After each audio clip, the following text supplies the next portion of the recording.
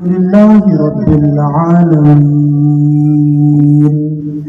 والعاقبة للمتقين والصلاة والسلام على سيد الأنبياء وأشرف الأنبياء وخاتم الأنبياء والمرسلين أما بعد فأعوذ بالله من الشيطان الرجيم بسم الله الرحمن الرحيم وما أرسلناك إلا رحمة للعالمين في مقام آخر إن الله وملائكته يصلون على النبي يا أيها الذين آمنوا صلوا عليه وسلموا تسليما اللهم صل على سيدنا محمد وعلى آل سيدنا ومولانا محمد وبارك وسلم وصلوا عليه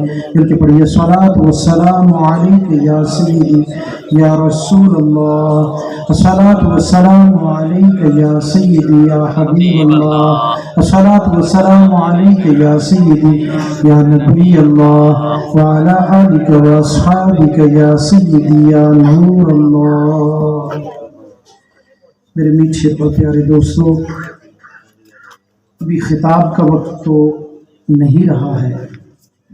مجھے انتظامیہ نے دوستوں نے یہ ارشاد فرمایا تھا کہ حضور آپ بیان پہلے کر لیں، تو میں نے عرض کیا کہ فقیر تو یہاں پر اکثر ہی بیان کرتا ہے، ہمارے یہ جو مہمان آئے ہوئے ہیں ان کا حق ہے کہ آپ ان کو سنیں اور یہ پڑھیں، تو اس لیے میں نے ان کو پہلے وقت دیا۔ تو اب بیان کا وقت نہیں ہے، بس ایک نقطہ ہے وہ سمجھانا چاہتا ہوں۔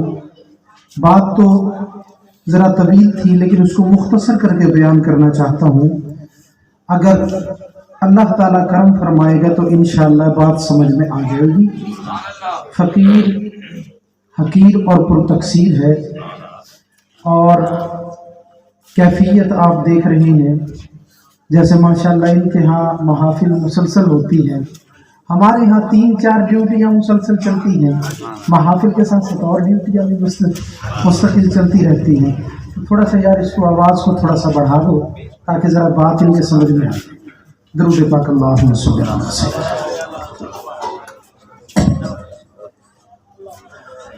آیہ بینہ آپ کے سامنے تلاوت کی۔ اس آیت کے تحت آپ بیان سنتے رہتے ہیں، اور یہ آیہ مبارکہ وہ ہے جس کے تحت بیانات اور خطابات سب سے زیادہ ہوتے ہیں۔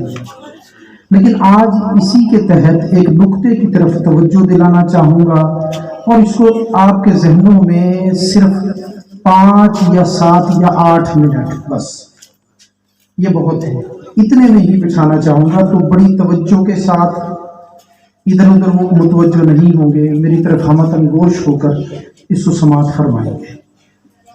دیکھیے آقا علیہ الصلوۃ والسلام ہے رحمت للعالمین، کوئی شک بے شک رحمت للعالمین۔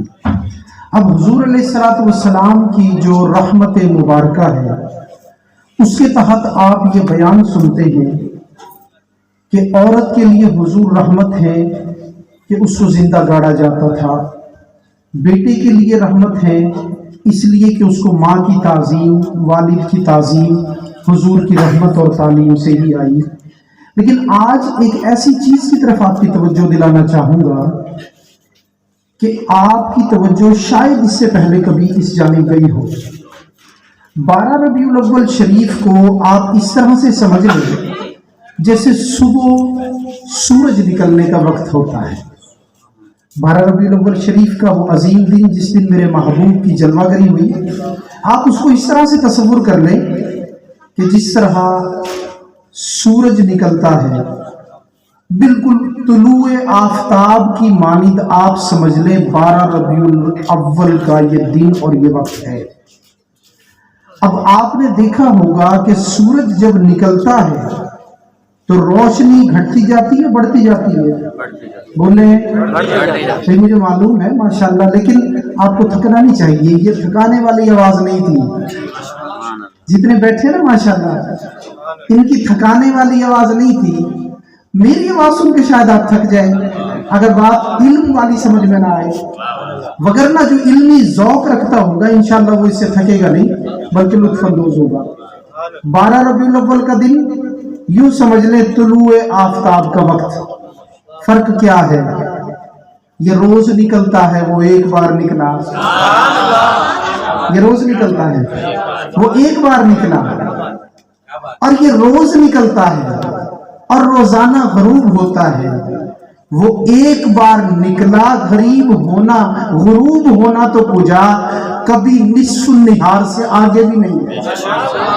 बात नहीं आई समझ में? आपके यहाँ सपहर के 3 बजते हैं तो सूरज इस जाविये पे आ जाता है। अब उसके जवाल का वक्त शुरू हो गया, यानी उसके डूबने की तरफ जाता है, उरूज से चलता है जवाल की तरफ। और जिस वक्त मेरे दोस्तों गुरूब के वक्त में पहुंचता है तो रोशनी खत्म हो जाती है, सुर्ख सा हो जाता है, और फिर उसके बाद गुरूब होता है, रोशनी खत्म हो जाती है।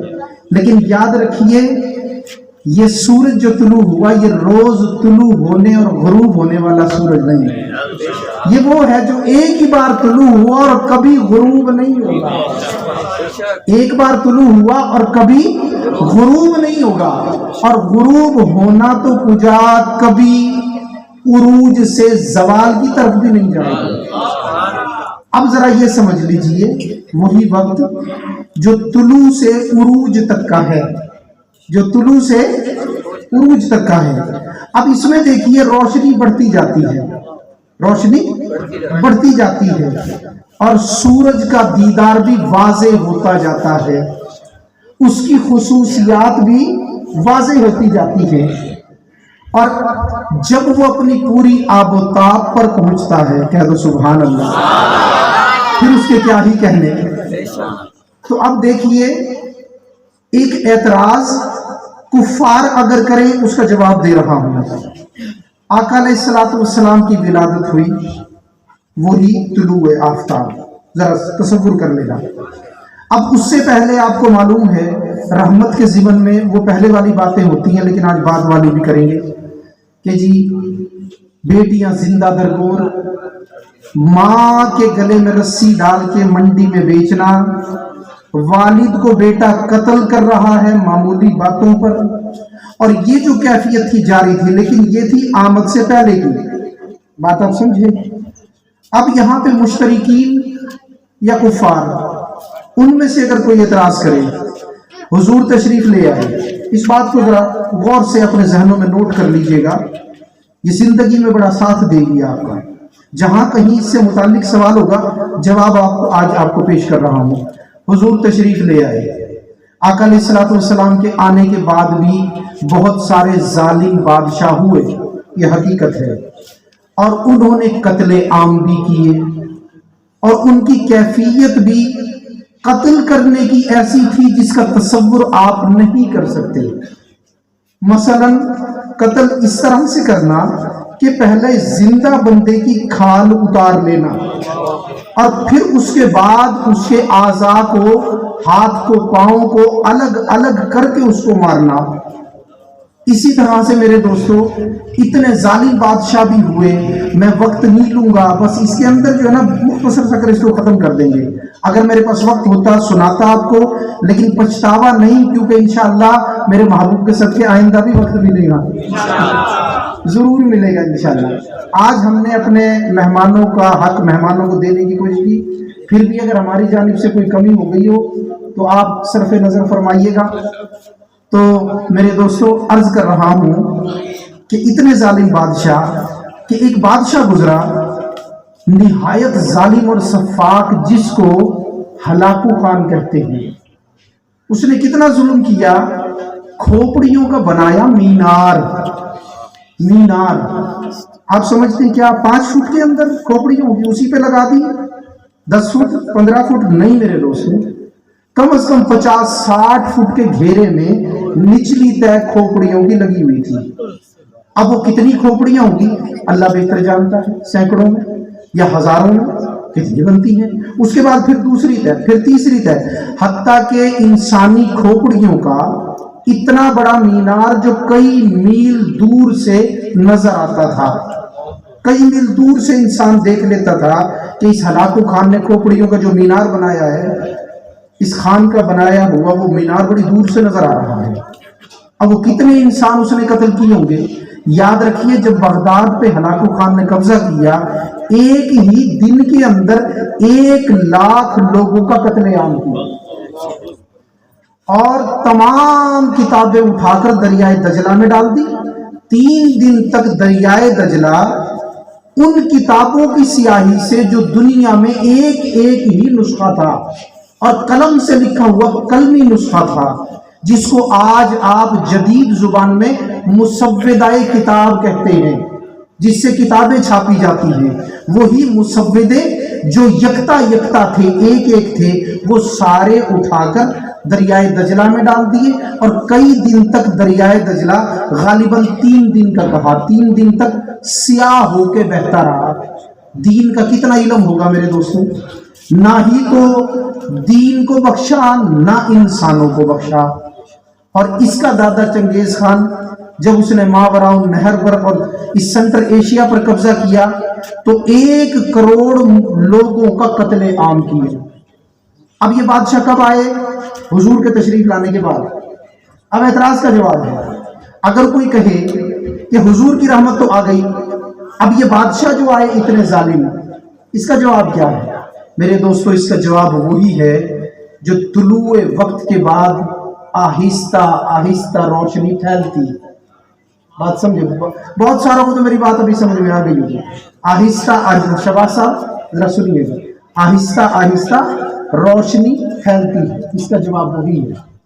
مدینے سے حضور کی تعلیمات رحمت اور حضور کی جناب رحمت، ہستی رحمت، آپ کے برکات اور آپ کی تعلیمات یہ پھیلنا شروع ہو رہی تھی۔ اسی اثنا میں یہ بادشاہ آئے تھے۔ بات آپ سمجھے؟ جس وقت سورج نکلتا ہے کچھ چیزیں روشنی سے منور ہوتی ہیں، لیکن کچھ جگہ رہ جاتی ہیں جہاں روشنی ابھی پہنچی نہیں ہوتی۔ پھر جب وہ آہستہ آہستہ بلند ہوتا ہے اور ہر چیز کو منور کرتا چلا جاتا ہے، پھر وہ جو اندھیرا ہوتا ہے وہ چھٹ جاتا ہے۔ ہلاکو اور چنگیز کا اندھیرا اس لیے تھا تشریف لانے کے بعد کہ ابھی روشنی پھیل رہی تھی، تعلیم پھیل رہی تھی، انوار و برکات عالم کو منور کر رہے تھے۔ اب دیکھیے کہ اس وقت کو چھوڑ کر اس وقت پر آ جائیے۔ آج کھوپڑیوں کو کوئی مینار ہے؟ بولو۔ میڈیا کا دور ہے نا، یوٹیوب پہ بھی بیٹھے ہوتے ہیں، آپ کی ویڈیوز بھی آئی ہوئی ہیں، فیس بک پہ بھی آتی ہیں، آپ لوگ سب بیٹھتے ہیں، آپ کے نعت خوانان، خطبہ حضرات، میں خود، آپ لوگ۔ ہاں یہ فرق ہے کہ ہم کچھ اور دیکھتے ہیں، آپ کچھ اور دیکھتے ہیں، یہ فرق ہے۔ وہی دیکھا کریں جو ہم دیکھتے ہیں، پھر قیامت کے دن سارے اکٹھے ہوں گے۔ وہی دیکھا کریں جو ہم دیکھتے ہیں، پھر قیامت کے دن سارے اکٹھے ہوں گے۔ اگر ہم نے کچھ اور دیکھا، آپ نے کچھ اور دیکھا، پھر جدا ہو جائے گا۔ تو جدائی چاہتے ہو بھائی؟ پھر آج کے بعد وہی دیکھنا جو ہم دیکھتے ہیں۔ سمجھتے ہو نا ہم کیا دیکھتے ہیں؟ تو پھر وہی دیکھا کرو۔ تو اب دیکھو، سارے بیٹھے ہوتے ہو نا، پوری دنیا گلوبل ولیج بن گئی ہے، ہر جگہ کی، دنیا کے کونے میں کچھ ہوتا ہے دوسرے میں اس کی اطلاع فوراً پہنچ جاتی ہے۔ تو پوری دنیا گلوبل ولیج ہے، وہ آپ کے سامنے ہے، نیٹ کی صورت میں، دوسرے مواصلات کے ذرائع کی صورت میں۔ تو آپ نے کہیں پر دیکھا اس وقت کھوپڑیوں کا مینار؟ بولے اس وقت کے اندر 1 کروڑ لوگوں کا قتل عام؟ کسی جگہ پر دریائے دجلہ کی طرح دینی کتابیں یا علمی کتابیں اٹھا کر ڈال دی جائیں اور وہ 3 دن تک سیاہ ہو کے بہتر ہے؟ اب دیکھا آپ نے کیا ہوا؟ کون سی تبدیلی آئی؟ حضور تو تشریف لا چکے تھے، وہ کون سی تبدیلی آئی؟ اس عرصے میں یہ سب کچھ تھا، آج نہیں ہے۔ اس کا جواب یہ سادہ انداز میں جو آپ سمجھ جائیں، اس وقت وہ سورج ادھر تھا، اب وہ سورج ادھر ہے۔ بات سمجھ میں آئی؟ اب وہ سورج ادھر ہے، اور ہو یہ رہا ہے کہ اب صرف مسلم کو منور نہیں کر رہا، عاشق کو منور نہیں کر رہا، بلکہ ان کے ساتھ ساتھ منافق اور کافر کو بھی منور کر رہا ہے۔ اس وقت یہ ہوتا تھا، لیکن آج جب منور کر دیا ہے اب کیا حال ہے؟ بس آخری بات بتا رہا ہوں، اس وقت یہ حال تھا جو آپ نے سنا، آج جب سب منور ہو گئے کافر اور مسلمان، آج کیا حال ہے؟ آج یہ حال ہے کہ جب برطانیہ کے میرے دوستو اس شہزادے کی تقریب ہوتی ہے تاج پوشی کی، تو سب سے پہلے تلاوت قرآن پاک ہوتی ہے۔ پتہ چلا وہ وقت اور وہ وقت، مشترکین کے اعتراض کا جواب مل گیا نا بھائی۔ اور پھر آج اگر امریکہ کی سینٹ کا اجلاس ہوتا ہے اس وقت میں، جبکہ میرے دوستو یہ تھوڑے عرصے پہلے کی بات ہے کہ فیصلہ کرنا تھا اس ملک کو قائم بھی رکھنا ہے یا بس اب اس کو ختم کر دینا ہے، اس کا شٹ ڈاؤن ہونے والا ہے، 1 گھنٹہ رہتا ہے، کانگریس کا اجلاس ہونا ہے، اور اس وقت کے اندر یہ دیکھنا ہے کہ اگر اس ملک کو چلانا ہے تو اس کے سسٹم میں مزید قرض ڈالنا پڑے گا، مزید رقم، مزید پیسے جو اس کو ضرورت ہے سسٹم کو چلانے کے لیے وہ ڈالنے پڑیں گے۔ اگر نہیں ڈالتے تو پھر 52 ریاستوں کی آزادی کا اعلان کر دیا جائے، جیسے روس کا ہوا۔ جب یہ فیصلہ کرنا تھا، ہے کافر میرے دوستو، مسلمان نہیں، عاشق نہیں، میرے مصطفیٰ کی اس طرح سے جیسے تم وہ چاہنے والے نہیں، لیکن جب ملک کی بقا کا مسئلہ تھا تو انہوں نے کہا اس اجلاس سے پہلے وہی کتاب جو صاحب کتاب پر نازل ہوئی ہے، وہی قرآن جو صاحب قرآن پر آیا ہے، وہ برکت والی کتاب ہے، آؤ آج ہم بھی اس سے برکت حاصل کریں۔ کسی مسلمان قاری کو بلاؤ، ملک کا فیصلہ کرنا ہے، اس سے پہلے برکت کے لیے قرآن کی تلاوت کرنا۔ جب قرآن کی تلاوت کرتے ہیں اور پھر اس کے بعد اجلاس کرتے ہیں تو اس کے بعد ملک کو قائم رکھنے کا فیصلہ ہوتا ہے، تو اراکین کانگریس میں سے کچھ لوگ اٹھ کر کہتے ہیں دیکھ لو یہ قرآن کی برکت ہے۔ اب وہ آفتاب خط نصف النہار پر ہے، اب ہر چیز کو منور کر رہا ہے، اور روشنی اتنی پھیل چکی ہے کہ اب ہلاکو اور چنگیز جیسے ظالم نہیں ہوتے۔ اب میرے دوستو وہ لوگ جو کھالیں اتروا دیتے تھے، اعضاء کو کاٹتے تھے، اب وہ لوگ آپ کو نہیں ملیں گے۔ اور یہاں یہ بھی بتا دوں، اسی خط نصف النہار پر رہتے ہوئے اس روشنی نے اور بھی بڑھتے جانا ہے۔ وَلَلْآخِرَةُ خَيْرٌ لَكَ مِنَ الْأُولَىٰ، اس روشنی نے اور بڑھتے جانا ہے۔ اور جب یہ روشنی اور بڑھتی گئی تو اس وقت جتنے معاشرے ہیں وہ اسلامی معاشرے تو نہیں کہا جا سکتا، مسلمان معاشرے کہا جا سکتا ہے، مسلمان ملکوں کے معاشرے ہیں یا کافروں کے معاشرے ہیں، ان سب کے اندر آپ دیکھیں گے ایک یکسانیت آئے گی، ایک امن آئے گا، ایک سلامتی آئے گی، حقوق کی رعایت آئے گی، غریبوں کا خیال کیا جائے گا۔ ابھی جو کچھ رہتا ہے وہ بھی اسی سورج کی اس زائد روشنی سے وہ بھی منور ہو جائے گی، وہ کمی بھی پوری ہو جائے گی۔ تو یاد رکھو حضور کی روشنی بڑھتی جائے گی، اور جو کچھ آپ کو کمی بیشی نظر آ رہی ہے یہ بھی پوری ہو جائے گی۔ تو اس وقت اس لیے تھا کہ روشنی پھیل رہی تھی، اب روشنی بھرپور ہو چکی ہے، تو اس لیے اب وہ چیزیں نہیں پائی جاتی۔ یہ مشترکین کے اعتراض کا فقیر نے جواب دیا۔ انشاءاللہ اس موضوع پہ تفصیلی گفتگو انشاءاللہ پھر کبھی کریں گے۔ اللہ تبارک و تعالیٰ سے دعا ہے کہ ہمارے بچے وسیم کی شادی کے تمام امور کو بخوبی بحسن و خوبی سر انجام فرمائے، اور اس تمام امور میں ان کو آسانیاں عطا فرمائے، اور ان کی زندگی کو خوشیوں کا گہوارہ بنائے، اور زوجین میں باہمی پیار و محبت عطا فرمائے۔ وما علینا الا البلاغ المبین۔